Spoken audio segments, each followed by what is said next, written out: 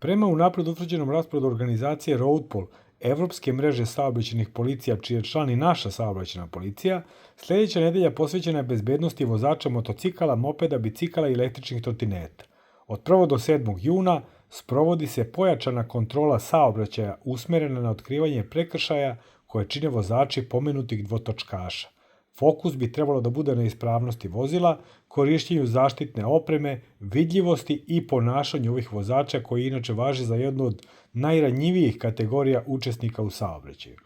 Ako znate nekoga ko vozi motocikl, moped ili električni trotinet, podelite sa njim ovu informaciju jer su iz Uprave saobraćajne policije još ranije najavili da će ovog leta posvetiti više pažnje vozačima tih vozila, a pogotovo električnih trotineta za koje je primećeno da ne poštuju propise. Konkretno, da voze ulicama i tamo gde im to nije dozvoljeno i da ne koriste zaštitne biciklističke kacige i reflektujuće prsluke.